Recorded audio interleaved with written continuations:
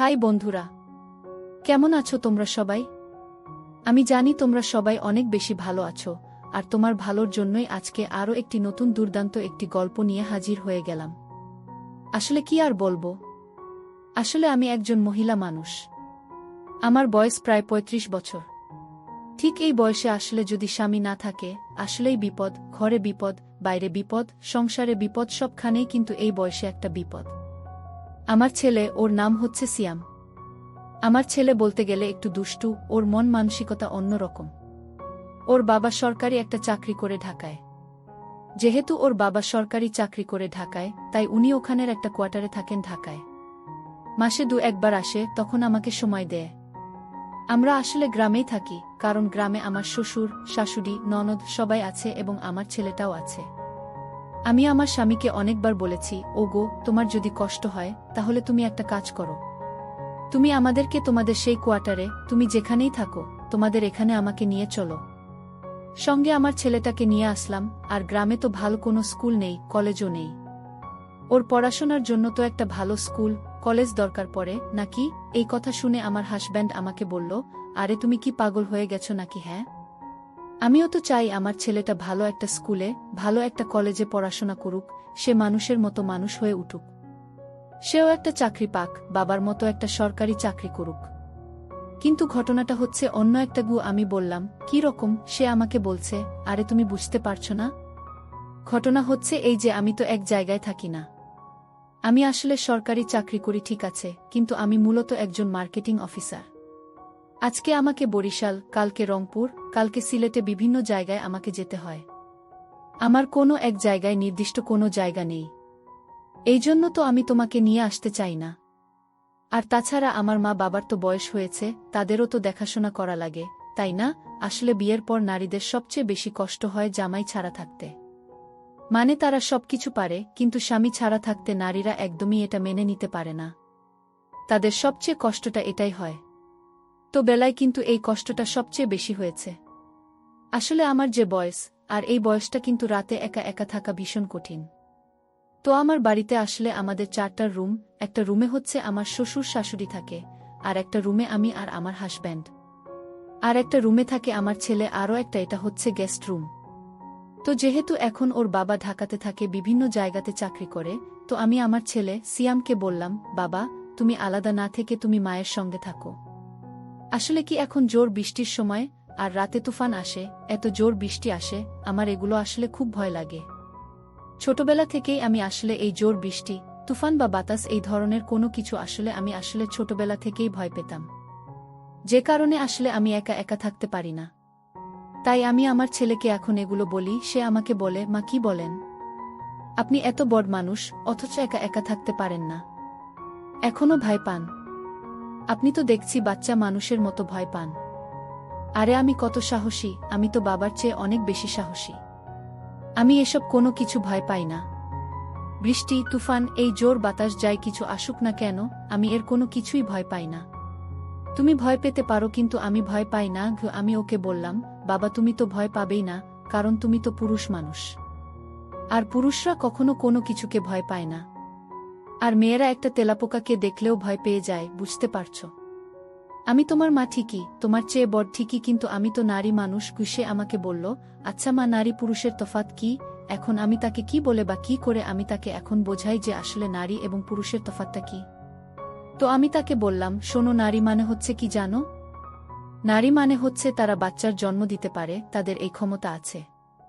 এই যে তোমাদের শরীর দেখো না, তোমাদের কোনো কিছু নেই, তোমরা খালি শরীরে থাকলেও এই কোনো কিছু সমস্যা নেই। কিন্তু আমরা যদি খালি শরীরে থাকি তাহলে মনে করো অনেক সমস্যা। সে আমাকে বলল, কি সমস্যা তোমরা খালি শরীরে থাকলে? এখন এই কথা আমি ওকে কি করে বলি? আমি বললাম, এই যে আমাদের এই যেগুলো আছে না, এগুলো দেখলে মানুষ সমস্যা, বুঝেছ? যাই হোক, তোমার এত কিছু বুঝতে হবে না। এখন আমি তোমাকে বললাম, তুমি আমার রুমে ঘুমাবে, আজকে আমার রুমে ঘুমাবে। তারপর আমার ছেলে এসে বলল, আচ্ছা ঠিক আছে মা, তুমি যেহেতু বলছো, আমি তোমার কাছে শোব। ওইদিকে আমার হাজব্যান্ড রাত 10টার সময় আমাকে ফোন করে বলছে, কি ব্যাপার, কি করছো? খাওয়া দাওয়াও করেছ? আমি বললাম, না, তোমাকে ছাড়া কি আমার একটুও ভালো লাগে? আমার তো খুবই একা একা লাগছে, ভালো লাগছে না। দিন কোনো রকম গেলেও কাজকর্মে, রাত তো একদমই যেতে চায় না। তোমাকে সারাক্ষণ মিস করি আর ভালো লাগে না, এই একাকিত্ব। আসলে বিয়ে করেও মনে হচ্ছে আমি যেন অবিবাহিত। স্বামীর আদর পেতে মন চায় সারাক্ষণ। আমার হাসব্যান্ড তো বেশ রোমান্টিক, সে আমাকে বলছে, আরে এত ধৈর্য হারা হইও না। ধৈর্যের ফল মিষ্টি হয়, একটু ধৈর্য ধরো, একটু সবুর করো। দেখবে সব কিছু ঠিক হয়ে গেছে। এই কথা বলে সে আমাকে বলছে, জান, একটু ভিডিও কল দাও না। আমি তাকে বললাম, কি বলো? ছেলে এখন পড়াশোনা করতেছে। আমার রুমে এসে সে আমাকে বলছে, ও তোমার রুমে পড়াশোনা করছে কেন? আমি বললাম, আজকে বাইরে বৃষ্টি হচ্ছে বুঝছো, ঝড় তুফান হচ্ছে, আর আমি তো এসব ভয় পাই, তুমি জানো না? এজন্য ওকে নিয়ে এসেছি। তারপর বলল, তুমি পর্দাটা একটু এই দিয়ে তুমি আমাকে ভিডিও কলে আমাকে একটু দেখাও, আমার ভালো লাগছে না। আসলে আমার হাসব্যান্ড আমার কাছে না আসলেও সে আমাকে ঢাকা থেকে ভিডিও কল দেয়। ভিডিও কল দিয়ে আমাকে ভালো করে দেখে নেয়, দেখে নিয়ে তারপর তিনি নিজের মতো শান্ত হয়। কিন্তু আমি এই সব নিজে নিজে খুব মজা পাই না। আমার এগুলো একদমই ভালো লাগে না। তারপর আর কি করব, সে বড্ড জেদি মানুষ। কোনো কিছুতেই সে থামবে না। তাকে ভিডিও কল দিতেই হলো। এখন দেখছি আমার ছেলে আমার দিকে তাকিয়ে আছে। আমি জানলার পর্দাটা একটু টান দিয়ে এটাকে একটু বেড়া দিয়ে দিলাম যাতে না দেখে। তারপর সে আমাকে বলছে, কি হলো দেখাও। তোমাকে দেখে দেখেই তো একটু শান্তি পাই। তারপর আর কি করব? তাকে ভিডিও কলে দেখতে হলো। এখন এই দেখাতে গিয়ে আমার ছেলে আবার পাশের রুম থেকে হঠাৎ করে সে চুপি চুপি দেখছে আমি তার বাবার সঙ্গে ভিডিও কলে কথা বলছি। দেখে সে একদম আমার মোবাইলের সামনে চলে এসেছে। ভাগ্যিস ওর বাবা ওকে দেখে নাই। তারপর সে আমার দিকে তাকিয়ে আছে। এখন আমি ওর বাবাকে কি করে বলি? আমি তাকে বললাম, দেখ, আজকে আমার ভাল লাগছে না, শরীরটা খুব খারাপ লাগছে। আমি এখন রাখি। সে বলল, ঠিক আছে, ভালো থেকো, শরীরের যত্ন নিজো। এই বলে সে ফোন রেখে দিল। আমার ছেলে এসে বলছে, আম্মু, তুমি দেখি প্রতিদিন রোজ বাবাকে এই ভিডিও কল দিয়ে রাত্রে কি সমস্ত। আব্বু দেখে বেশ মজা পায়। আম্মু আমাদেরকে আব্বার কাছে নিয়ে গেলেই তো হয়, তোমাকে একেবারে কাছে পায়। আমি তাকে বললাম, তোমার আব্বুর কি সেই সুযোগ আছে? তোমার আব্বু তো অনেক ব্যস্ত মানুষ, সরকারি চাকরি করে, আর সরকারি চাকরিজীবীরা এত সহজে সময় সুযোগ পায় না। তারা সময় সুযোগ দিতে পারে না। যাক, তুমি আসো, রাত অনেক হয়েছে, আমরা এখন ভাত খেয়ে ঘুমাবো। ভাত খেয়ে আমি ওকে বললাম, তুমি ঘুমিয়ে পড়ো, কিন্তু সে ঘুমোবে না। ওই যে তার বাবাকে দেখেছিলাম, সে এখন ওইটাই দেখবে। তো আর কি করব? এখন তাকে এটা দেখাতে গিয়ে আমি বললাম, তোমাকে আমি ছোটবেলায় দেখেছি। সে বলল, না, আমি আবার দেখব। বন্ধুরা, এভাবে দেখতে দেখতে আমার ছেলে এই যতদিন আমার সঙ্গে ঘুমোতে যায় ততদিন আমার কাছে মনে হয় কেন জানি আমার কাছে একটা অন্য রকম ফিলিংস কাজ করছে। তারপর আমার এক চাচাতো ভাই আছে, সে মাঝে মধ্যে আমার কাছে আসে। আসল সত্যি কথা বলতে ওর সঙ্গে আমার ছোটবেলার রিলেশন ছিল।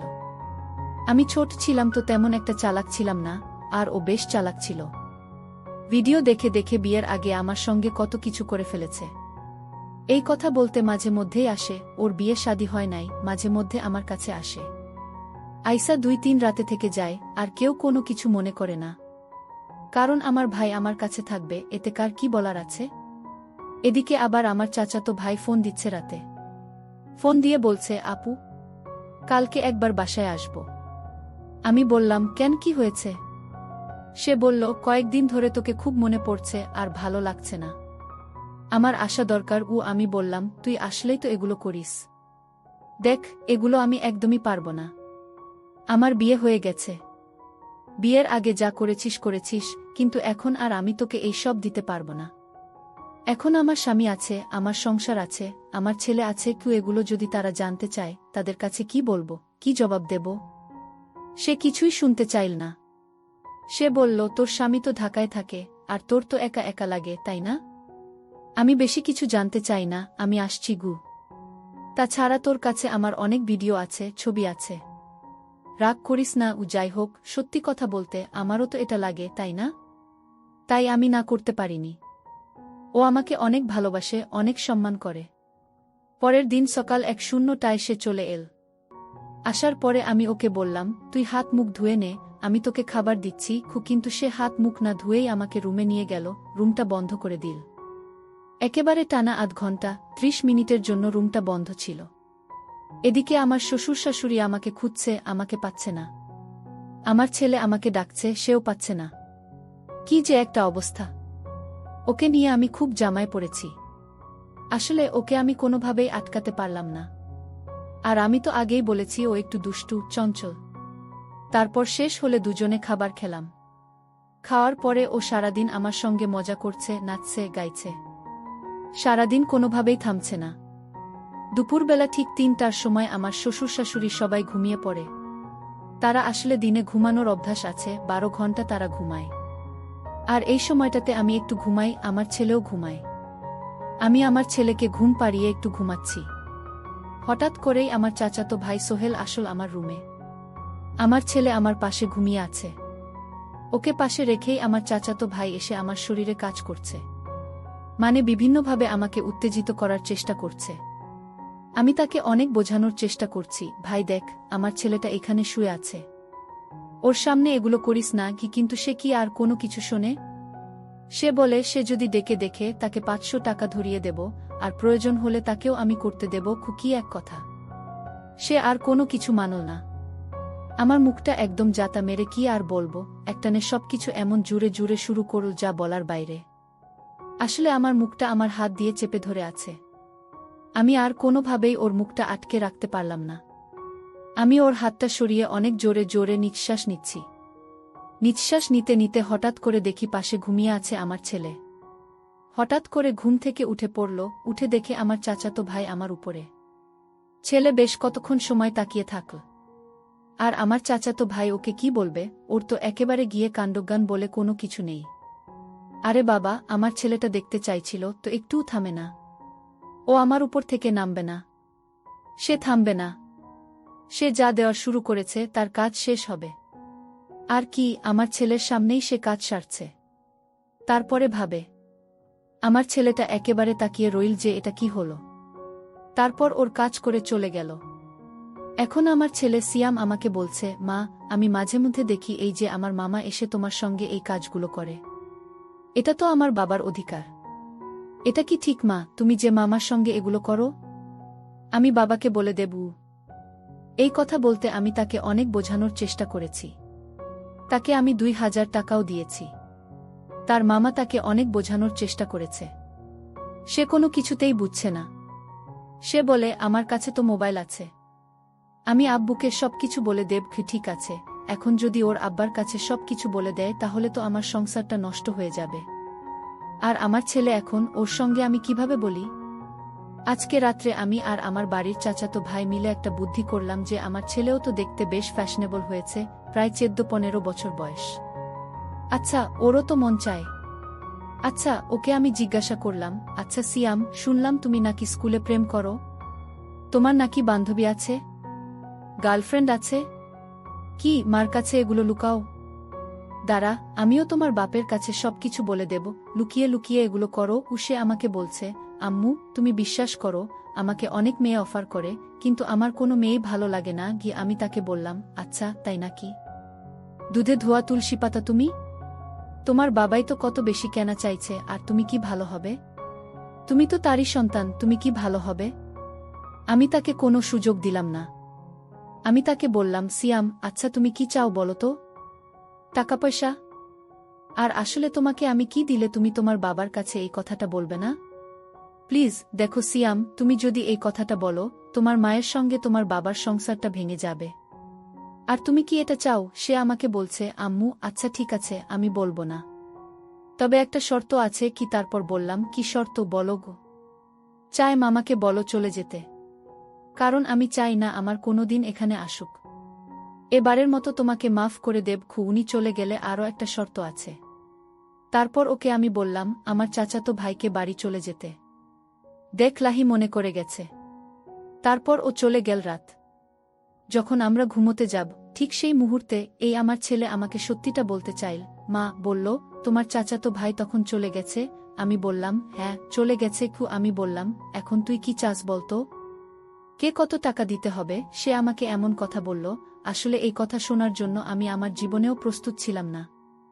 বন্ধুরা, আমি জানি না যে আসলে পৃথিবীতে এমন কোনো কাজের আগে হয়েছে কিনা, আমি জানি না। এটা আসলে প্রস্তুত, এই কথা শোনার জন্য অন্তত আমি প্রস্তুত ছিলাম না। আমি তাকে বললাম, আচ্ছা। রাহিম বলল, বাবা তুমি এখন কি চাও? তুমি যা চাও আমি তোমাকে তাই দেব, সেটাই আমি চেষ্টা করব। সে আমাকে বলল, মা তুমি কি সত্যিই আমাকে তাই দিবে? আমি বললাম, হ্যাঁ। সে আমাকে বলল, মা এই যে তুমি আমার মামার সঙ্গে এই কাজগুলো করো, এই যে বাবা এই সরকারি চাকরি করে বলে ডাকতে থাকে, তোমাকে সময় দিতে পারে না, আমি বুঝি না তোমার খুব কষ্ট হয়। তুমি একাকিত্ব তা মেনে নিতে পারো না। তুমি আসলে মাঝে মধ্যে এরকম ছটফট ছটফট করো, আমি দেখি সবকিছু। আমি সবকিছু বুঝি, কিন্তু সবকিছু বুঝেও না বোঝার ভান করে থাকি। আর আজকে তুমি আমার সামনে আসলে মামার সঙ্গে যেটা করলে, এটা আমি একদমই মেনে নিতে পারছি না। মা দেখো, তুমি আসলে আমার সঙ্গে যেটা করেছো আজকে, তুমি এই কাজগুলো আমার সঙ্গে আর কখনোই করবে না। আজকে থেকে এই কাজগুলো তুমি আমার সঙ্গে করবে। আর মা তুমি আমাকে দিতে হবে মানে দিতে হবে গু। দেখো, আমি এতদিন ধরে তোমার সঙ্গে থাকি, কিন্তু আমি তোমাকে কোনোদিন ভয়ে তোমাকে এই কথাটা আমি বলতে পারি নাই। আমি সবসময় এমন ভাবে থেকেছি যেন তুমি বোঝো আমি এখনো ছোট রয়েছি, এইগুলা কোনো কিছুই যেন আমি না বুঝি গু। কিন্তু মা, আজকে নিজের চোখে আমি এটা দেখার পর আমি বুঝলাম যে না, তোমার এটা লাগবে। আর তোমাকে বাইরের লোক কেন এসে তোমাকে এটা দিয়ে যাবে? যদি বাবা জেনে যায় তখন কি হবে?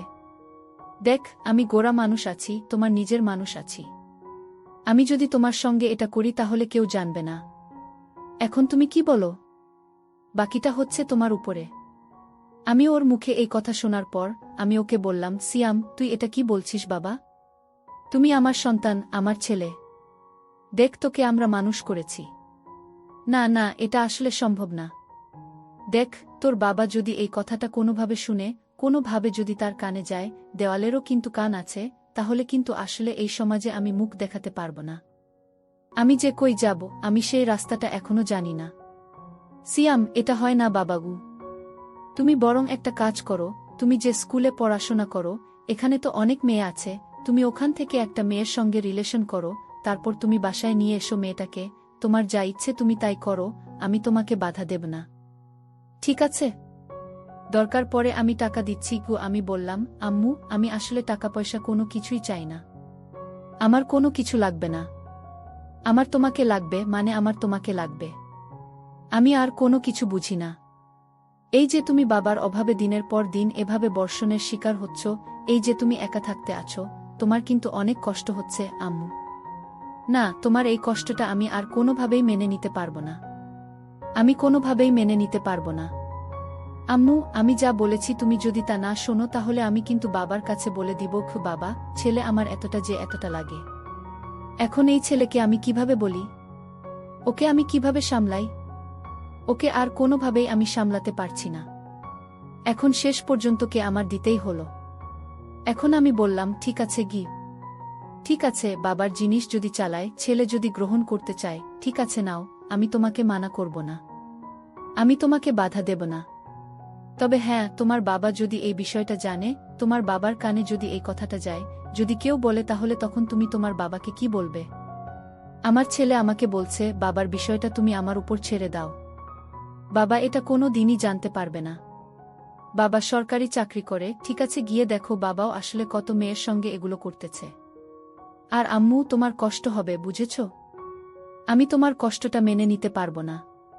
তুমি এইভাবে ওয়াইয়ের কাছে যাবে, ওই তার কাছে যাবে, দেখো এভাবে না গিয়ে তুমি বরং আমি তোমাকে আজকে থেকে সব দেব কি। বাহ বাহ বাহ বাহ। ছেলের মুখে এরকম কথা শুনে সত্যি কথা বলতে আমার প্রথম দিকে খারাপ লাগলেও পরে কিন্তু আমার ভিতরে অনেক ভালো লাগা কাজ করছে। আসলে আমি বুঝতে পারছি যে আমার যে শরীরটা এই বয়সে এসে, সত্যি কথা তো একজন নারী মানুষ সে কিন্তু একা থাকতে পারে না। আমি হয়তো ওকে ছেলের চোখে দেখেছি, কিন্তু ও তো আমাকে মায়ের চোখে দেখছে না। আসলে দিন শেষে আমাকে বুঝতে হবে যে আমি একজন মানুষ, রক্তে মাংসে গড়া একজন মানুষ। আমি একজন নারী। আমারও তো চাহিদা থাকতে পারে, আমারও তো আসলে অধিকার থাকতে পারে। আসলে এই কথাটা আমি ওকে আর বাধা দিতে পারি নাই। তারপর আমি ওকে বললাম, ঠিক আছে, আজকে থেকে আমি আর তোমাকে বাধা দেব না।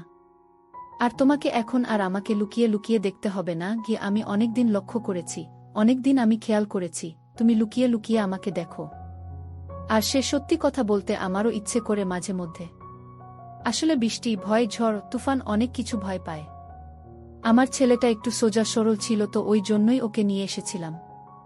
কিন্তু যে এরকম আমি আগে জানতাম না। তো বন্ধুরা, এরপরে আসলে যা হয় সেটা আর তোমাদেরকে বলার মতো না। হঠাৎ করে একদিন ও আসলে এই চলে যায় ওর বাবার কাছে। ওর বাবা আমাকে ফোন দিয়ে বলে, ওগো, আমি চিন্তা করেছি তোমাদেরকে ছাড়া আমি আর থাকতে পারব না। কি ঠিক আছে। ওর বাবা মাকে ফোন করে বলে যে তোমরা দেখাতে চলে আসো, এখন আমি একটা পার্মানেন্ট জব পেয়েছি, ঠিক আছে, আমার এখন এই দূরে যেতে হবে না। এখন আমার ছেলে আমাকে বলছে, আম্মু, আমরা যদি ঢাকাতে যাই সেখানে তো বাবা থাকবে, আর বাবা থাকলে তো আমি তোমার সঙ্গে তো এটা সম্ভব না। কিভাবে সম্ভব? তারপর আমি বললাম, আচ্ছা, যা আছে কপালে আছে, চলো যাই। কি তো এরপর ঢাকাতে গেলাম। ঢাকাতে যাওয়ার পর সেখানে দেখলাম আমাদের পাশে আরও একজন যে লোক থাকে কোয়ার্টারে, উনারাও আছে। তো এখানে আমার একটা মেয়ে দেখতে পারলাম, 6 বছরের, নাম হচ্ছে মারিয়া।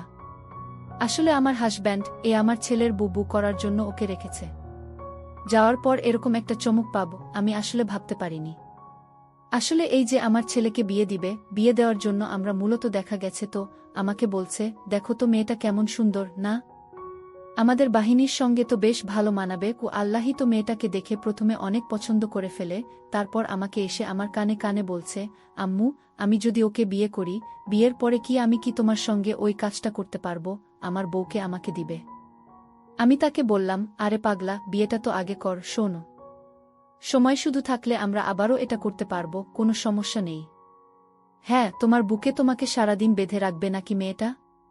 তোমার কেমন লাগল সেটা বলো। লাইন বলতে চাইছে, মেয়েটা তো অনেক সুন্দর, অনেক সুন্দর, আসলে ওকে আমার পছন্দ হয়েছে। কি তো লাইনকে আমরা বিয়ে দিই এবং নাহিমের যে মেয়ের সঙ্গে বিয়ে হয়, ওর মা আছে, বেশ সুন্দর, কিন্তু মেয়েটার বাবা নেই। আমার তো কেন জানি মনে হচ্ছে যে লাইনকে যার যে মেয়েটার সঙ্গে বিয়ে দিয়েছি, ওই মেয়েটার মায়ের সঙ্গে আমার হাজব্যান্ড এর কোনো সম্পর্ক আছে। একদিন হঠাৎ করে আমার রুমে আমি আসলে ঘুমাচ্ছিলাম, কিন্তু ঘুমটা হঠাৎ ভেঙে গেল। ঘুমটা ভেঙে যায়, হঠাৎ করে দেখে লাহিমের আব্বু ওই তার বেয়ের ধারে কি যেন করছে। গিয়ে তাদেরকে যে অবস্থায় দেখে সেটা তোমাদেরকে বলে বোঝাতে পারবো না। তারপর আমি লাইনের আব্বুকে বললাম, আচ্ছা, তার মানে তুমি এতদিন এই কারণেই আমাদেরকে ঢাকা শহরে আননাই? এই তোমার বেআইনি এর সঙ্গে এই সমস্ত কাজ তুমি করছো? আর বিআই এর মেয়েটাকে শেষ পর্যন্ত আমার ছেলের গলায় তুমি ঝুলিয়ে দিলে, তাই না? আর আমাকে তুমি দূরে দূরে দেখেছ। এখন সে আমার কাছে ক্ষমা চাচ্ছে, মাপ চাচ্ছে। সে বলছে, আসলে দেখো, এই উনার আসলে হাজব্যান্ড নেই, সে আমার সঙ্গে সরকারি জবটা করত, ঠিক আছে? আমার জীবন রক্ষা করার জন্যই তার জীবনটা চলে যায়। এখন আমি তাকে কিভাবে তার জীবনটা আসলে আমি নষ্ট করে বলতো, আমি ছাড়া তারা এই পৃথিবীতে আর কেউ নেই। তুমি প্লিজ রাগ করো না, আসলে আমরা যদি সবাই মিলেমিশে থাকে তাহলে আর সমস্যা কোথায়? এই কথা শোনার পর আসলে আমিও একটু চিন্তা করে দেখলাম, বা একটু ভেবে দেখলাম যে না, কথাটা কিন্তু খুব একটা বেশি খারাপ না, বা খুব একটা বেশি যে খারাপ কথা বলেছে তাও কিন্তু না। তারপরে আমি ভাবলাম যে না, ঠিক আছে, আচ্ছা ঠিক আছে লাইনকে বললাম, আচ্ছা ঠিক আছে, তাহলে এই পরিবারের যে যেখানে আছে সবাই মিলে এখন থেকে একসাথেই থাকবে। এখন থেকে আর কোনো যাতে সমস্যা না হয়, আর যাতে কোনো দ্বন্দ্ব না হয়, কি এরকম একটা বন্দোবস্ত হলো। আল্লাহি মেয়ের রাহিমের বাবার সঙ্গে তো মানে বেআইনি একটা সম্পর্ক আছে, এটা তো আসলে আমি জানলাম বই। কি আর বলবো, এমন একটা কাজ করেছে, আর বিআই মানে জামাই এবং শাশুড়ি, তারা যে একই বিছানাতে এমন কাজ করবে। আর আমার ছেলে, আমি তাকে জিজ্ঞাসা করলাম, নাহিম, উনি না তোমার শাশুড়ি হয়? না, তোমার শাশুড়ি হয়। তুমি তোমার শাশুড়ির সঙ্গে এই কাজটা করতে পারলে? তোমার বউ শুনলে এটা কি বলবে? সিয়াম আমাকে বলছে, মা, আমি তোমার সঙ্গে কাজ করেছি, কই? তখন তো কোনো সমস্যা হয় নাই। আসুন, ও আমার শাশুড়ি, খুব ভালো আছে, সে আমাকে খুব সম্মান করে। আর তাছাড়া শ্বশুরও নেই। শাশুড়ি বয়সে কার কাছে যাবে? হ্যাঁ, আমি যদি তাকে একটু দেখাশোনা করি, একটু আদর না করি, একটু ভালোবাসা যদি তাকে না দেয়, সেই বয়সে কোথায় যাবে? বলো তো আম্মু। আম্মু, তুমি এরকম করো না, ঠিক আছে? তুমি এরকম করো না, আমি আমার শাশুড়িকে একটু ভালোবাসা দিয়ে তোমাকেও দেব। তুমি আমাকে বলবে, আরে এটা দিলে তার কমে যাচ্ছে না তো? বন্ধুরা, আসলে কি বলবো, এমন একটা ফ্যামিলি, আসলে এখানে কেউ কোনো কিছু চিন্তা করে না। যার যার যখন চাহিদা হচ্ছে তখন তার চাহিদা পূরণ করছে। আসলে একটা জিনিস খেয়াল করে দেখলাম বা চিন্তা করলাম, আসলে মানুষের জীবনে টাকা পয়সা তো অবশ্যই দরকার আছে, ধনসম্পত্তি, বাড়িগাড়ি অবশ্যই দরকার আছে, কিন্তু সবচাইতে বড় যে জিনিসটা দরকার সেটা হচ্ছে মানুষের মনের শান্তি। শরীরের ক্ষুধা, এটা এমন একটা ক্ষুধা এমন একটা অশান্তি, আপনি যদি এই জিনিসটা না পান না, আপনি পুরো পাগল হয়ে যাবেন। আপনি ধরেন একজন বিবাহিত পুরুষ, হ্যাঁ, যদি আপনি 1 মাস বা 2 মাস আপনি যদি আপনার ওয়াইফের সঙ্গে ওই কাজটা না করেন, শারীরিক যে মিলনটা, ওটা যদি আপনি না করেন, আপনি দেখবেন মনের দিক থেকে, মানসিক দিক থেকে, এক প্রকার মানসিক রোগী হয়ে যাবেন, অসুস্থ হয়ে যাবেন, ঠিক আছে? কিন্তু আপনি যখন এই কাজটা করবেন, তখন আপনার নিজের কাছে একটু হালকা মনে হবে, আপনার নিজেকে একটু পাতলা মনে হবে। সো বন্ধুরা, আজকের সংলাপটা, স্টোরিটা তোমাদের কাছে কেমন লাগলো, অবশ্যই কমেন্ট করে জানাও। আর এই ধরনের গল্প তোমরা পছন্দ করো, আর বিশেষ করে আমাকে তোমাদের কাছে কেমন লাগলো, অবশ্যই কমেন্ট করে জানাও। আর তুমি যদি আমাকে পছন্দ করে বেশি বেশি করে লাইক কমেন্ট করো, এই ধরনের আরও নতুন নতুন ভিডিও নিয়ে আসব তোমাদের জন্য, শুধুমাত্র তোমাদের জন্য। তো দেখা হচ্ছে পরবর্তী ভিডিওতে। ভালো থাকবে, সুস্থ থাকবে, আল্লাহ হাফেজ।